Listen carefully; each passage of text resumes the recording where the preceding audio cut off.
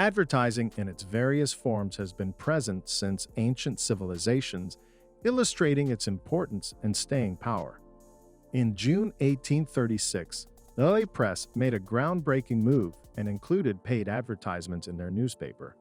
This allowed them to reduce the price of the newspaper, reach more readers, and ultimately boost their profits. And this formula proved to be very successful, and it was something that advertisers repeatedly attempted to imitate in the years that followed. There is an ever-increasing number of products available in the market today, with more being added to the list regularly. Advertisers had to get creative in order to promote their products and have resorted to some sneaky tactics. They have come up with innovative and unorthodox ways of making sales. We will unravel the top 10 hidden secrets that advertisers are keen to keep from you. So let's explore what they are. Number 10. Misleading commercials. While it may not be considered bold-faced lying, a lot of advertisements contain very misleading visuals. The largest example of this comes from car commercial. You know, the beautiful, sleek cars that are driving across a desert or down a street at high speed, and the cars just look so unbelievably good. But you shouldn't believe it, since the car you're looking at is most likely created by a computer. That's right, most car commercials digitally add in their cars later. While they film commercials with bare-bone vehicles that are easy to digitally replace later, it allows the advertisers to make the car look its absolute best, with no bugs splattered on the window or dirty spots on the car. This method also allows advertisers to create an entire ad campaign before the car is technically even ready to sell. This type of manipulation could stretch into nearly every inch of a commercial, even to that shot of a beautiful butterfly on a flower in the detergent commercial. They must have been so lucky to get that shot right wrong. The poor butterfly was placed in the fridge to calm him down so he could slowly wake up while they filmed him. Number 9. Trustworthy faces. Do you ever wonder why certain people are in commercials and others are not? Well, it's certainly not left up to chance, since advertisers use a complicated algorithm to determine how trustworthy a face looks. It's believed that our first impressions concerning a person's trustworthiness happens between 10 and 33 milliseconds of seeing a face. A study from NYU shows that when people are considering trustworthiness, the most important facial aspects they subconsciously consider are proportion, higher cheekbones, eyebrows, and a genuine smile that uses all the facial muscles. Combine these facial cues with a celebrity to endorse it, and a product will fly off the shelves. Number 8. Dropping the dollar sign. When looking at the price of a product you want to buy, do you ever think about the presence or absence of a dollar sign? Advertisers certainly hope you're realizing it on a subconscious level, because according to a Cornell University study, removing a dollar sign can actually make it easier for a consumer to buy something at a higher price. The study showed that when removing the dollar sign or currency symbol in front of a menu item, a restaurant was far more likely to sell that item. Similarly, advertisers will manipulate the price of the product to make it seem cheaper. While you may not want to buy something for $5, the same product sold at $4.99 somehow seems more appealing. Through simple gestures like taking a penny off of a product or dropping a dollar sign, advertisers have made much more profit than they would have otherwise gained. Number 7. Anchoring an item. Besides dropping a penny off of a product, there are many other ways advertisers manipulate the price of a product. One method involves anchoring a product to a higher price just so they can further mark it down later. While you may be looking to spend $40 on a shirt, you notice the shirt next to it is normally $100 but has been marked down to $50. Suddenly, you are blinded by the amazing deal you're getting and end up spending an extra $10, just like the advertisers wanted it. Another way prices are manipulated is by adding a higher-priced item that is not a good deal. In order to make another item seem like an amazing deal, this is often used in electronics when there are two products close in price with similar features.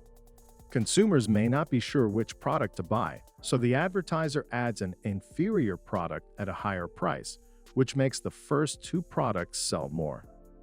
Number 6. Social proof. Many of our life experiences are filtered through the reactions of the people around us. This often extends to the products we own and the products that others around us own. Psychologists and marketing agencies refer to this aspect of humans as social proof. In the simplest way, it is used in the slogans like 9 out of 10 people like our sandwich better, and 4 out of 5 dentists approve we're being told that many others like these products or services. Do we want to be the one that does not? As advertising has evolved, so have the methods with which social proof is used. Thanks to social media platforms like Facebook and Twitter, many brands use influencers to push their products via social media. Advertisers want you to think if that reality star that you follow uses a special detox tea, maybe I should as well. Believe it or not, this method works so well that many people now make a living just by constantly growing their number of followers and consistently posting paid advertisements to their millions of followers. Number 5. Limited edition and collectors. The majority of products don't need to worry about supply and demand, since most products are produced at such high levels that companies just want to sell as much as possible. However, the concept of a limited production of an item is sometimes a trick advertisers use to make a consumer want the item even more. When consumers hear that a product is a collector's item or a limited edition, the subtext that advertisers want you to have in your brain is that this item will increase in price later. It plays on the notion that with less supply, demand will increase, therefore the price will increase when people want to buy it later, but they can't. The actuality of this occurring is so rare, but like playing the lottery, many people are drawn to it without realizing. On a smaller scale, many websites use this method by showing a number of how many are left of a product at a specific price, and can you believe it? Most of the time there are only 1 or 2 left, and then there's a timer counting down to when this price will expire, and a pop-up lets you know that there are 3 other people looking at this exact deal. And before you know it, you succumb to the pressure and you buy it. Airplane tickets, hotel rooms, and vacation packages are just some of the many items sold in this high-pressure and limited amount advertising style. Number 4. Nostalgia and smells. When it comes to advertisers, some tricks are just slight manipulations, but the way they feed on our nostalgia is almost psychological warfare. Advertisers look to take every aspect of the shopping experience to encourage you to spend more. When strolling through the mall, the music you hear is often a song from a few decades ago or highlighting a holiday such as Christmas. While this may seem like nice ambience, it's designed to evoke your memories and nostalgia, which is linked to actually spending more. Nostalgia brings on a sense of interconnectedness among people as the brain is tied to happy memories in the past. This often makes us value our connections to others more, and values our connection to something less meaningful like money. Our brains want us to take care of the people in our life, and since you're in the mall, that usually means buying gifts for a loved one. In addition, our sense of smell is often tied to happy memories in the past, which is something advertisers look to take advantage of as well. When you look at the layout of a mall or supermarket, there are flower kiosks, perfume counters, or bakeries that are placed close to the door so that way consumers can get a whip and are involuntarily put in a better mood and they're more likely to spend. Some stores have gone so far as to pump artificial scents in the air with startlingly positive results. Number 3. Manipulation of terms. Sometimes, in order to sell a product, advertisers need to fudge the facts about that product or at least present them in a smart way. Advertisers have to focus on the design of a package and its ability to lead your eyes away from the revealing information that they don't want you to see. A prime example is Pringles. Everybody knows them, and their marketing and packaging is very consistent and memorable due to their potato chips not being served in a bag. However, if you can get past the fun logo and bright colors, you would see that Pringles are actually only 42% potato also. When you look at packaging for single slices of cheese, you're often distracted by the benefits, such as high calcium content, written in a fashion to disguise the fact that what you're eating is actually a cheese product, not technically cheese, as it's less than 51% real cheese. Products like these often have their terms manipulated and placed far away from a brand's logo or what they want you to think the product is. Look for the tiny writing tucked away in a corner to see what you're really eating. Number 2. Sell twice as much. Even after advertisers have done their job of getting you to buy their product, they are not done with you yet. Now they want you to buy even more. So how do they do it? Advertisers use cues in their commercials to constantly trick you into using even more of a product.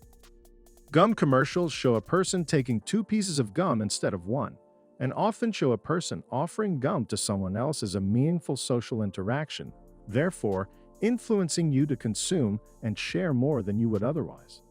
Another example, laundry detergents have started selling concentrated versions of their products and put very subtle markers on the cap to show you that you don't need to use as much as you normally would. However, commercials tend to show a happy, smiling person dumping tons of detergent into the washer without measuring it, which leads many people to do exactly the same thing. Even shampoo bottles would recommend you use their product twice to get the best result. But as most people know, that's not necessary. Advertisers will also work to create a legend around their products that can help increase sales, even if it is not true. However, if it is true, that's even better. Case in point, the craze of dropping Mentos in Diet Coke that became an absolute legend online. Millions of people heard this legend and had to see if it was true, thus spending millions of dollars on unneeded soda and candy. Number 1. Food photos. Commercials for food products and restaurants dominate most TV commercial breaks and print advertising. The food always looks so amazingly delicious that you can feel your mouth watering. Too bad food commercials are the ways that advertisers trick us the most. With the conditions of shooting a commercial, it's often impossible to make food look as it should so. Tricks have been used for years to make a product look better. You know those delicious pancakes with maple syrup thickly coating it as it's poured? Well, the reason it coats so well is because it is motor oil. And that beautiful coat of pancakes, well, that is possible when you put a layer of varnish on the pancakes so they don't absorb what is being poured on them. What about ice cream? Try scoops of mashed potatoes instead. What about a nicely grilled piece of meat? Those amazing char marks are actually shoe polish. Ever wonder what makes fruit and vegetables shine so gorgeously? Unfortunately, it is spray deodorant.